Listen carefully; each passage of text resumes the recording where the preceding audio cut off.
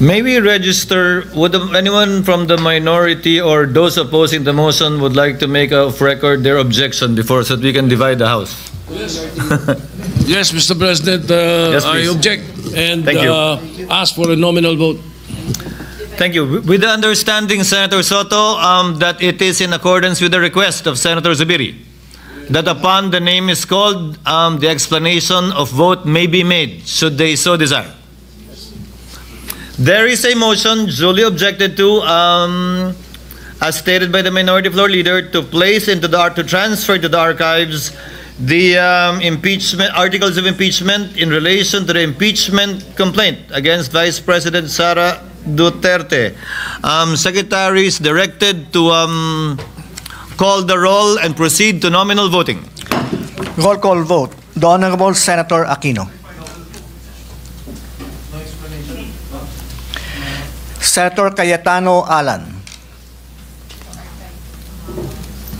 Sir President, sabi po ng preamble ng Philippine Constitution, we, the sovereign Filipino people, imploring the aid of Almighty God in order to build a just and humane society and establish a government that shall embody our ideals and aspirations, promote the common good, conserve and develop our patrimony, and secure to ourselves and our posterity the blessing of independence and democracy under the rule of law, a regime of truth, justice, freedom, love, equality, peace, do ordain and promulgate this Constitution.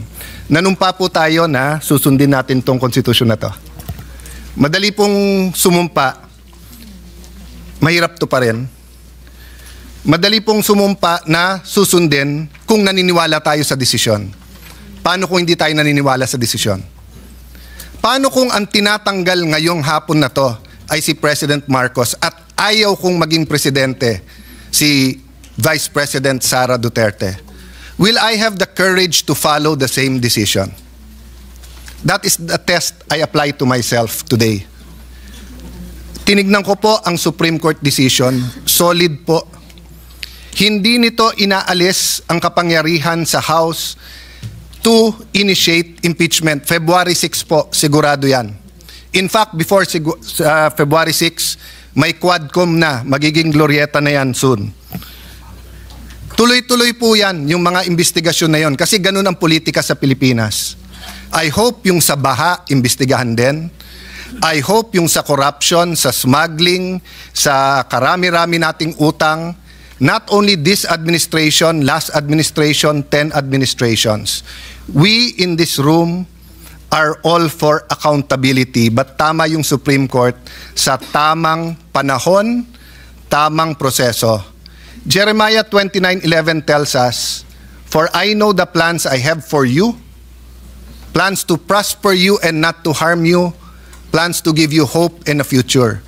Plano ng Diyos, pagpalain tayo. Pero plano ng Diyos, durugin tayo.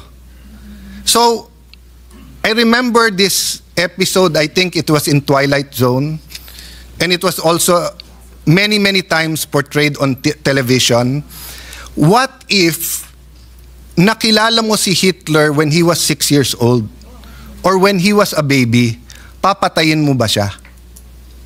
I think even sa psychology or philosophy classes, tinatanong to ng mga professors, what if you had that unique opportunity, nakatabi mo si Hitler nung 6 years old siya, papatayin mo ba siya?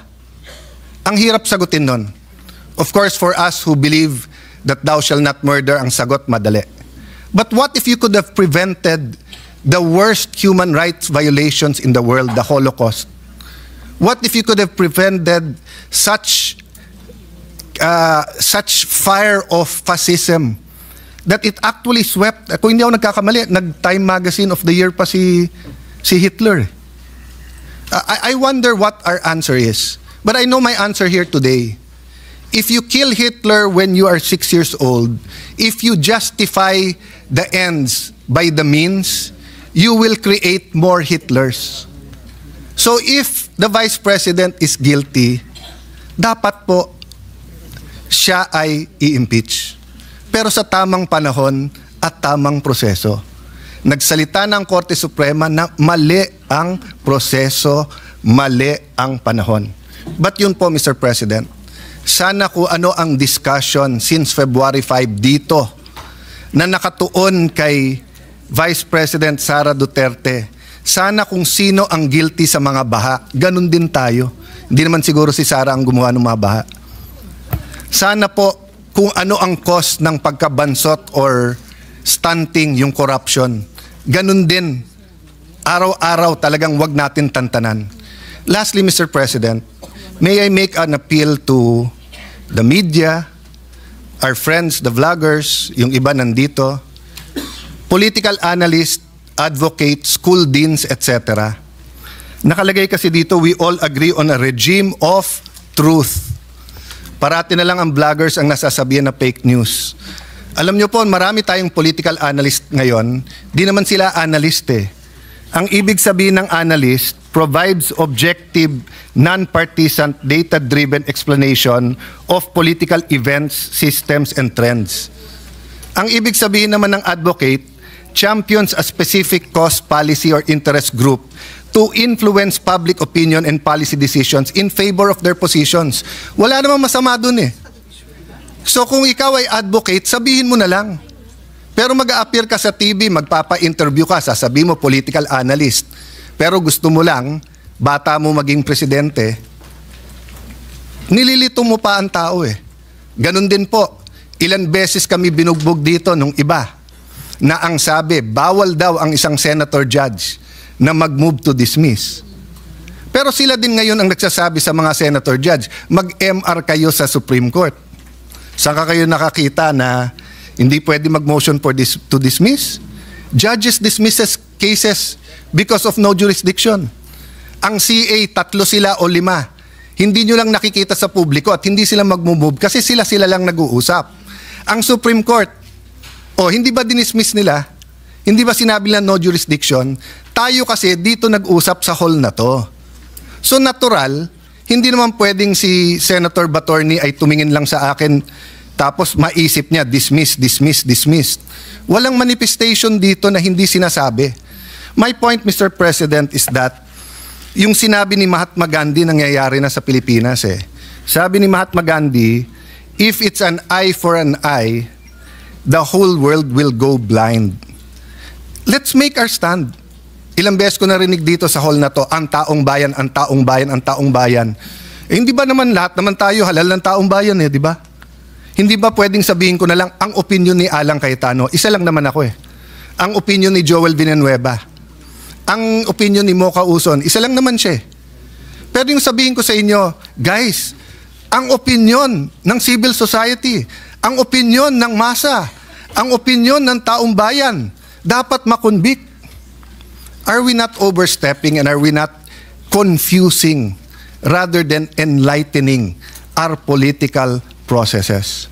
Yes, you might think this is a different Alan Cayetano from the impeachment of President Estrada, impeachment of President Arroyo, impeachment of yung hindi natuloy na impeachment kay CJ Davide, sa impeachment ni CJ Corona. But aren't we supposed to be wiser?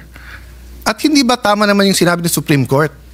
Dapat may impeachment pero hindi dapat gamitin ito ng magkalaban lang sa politika.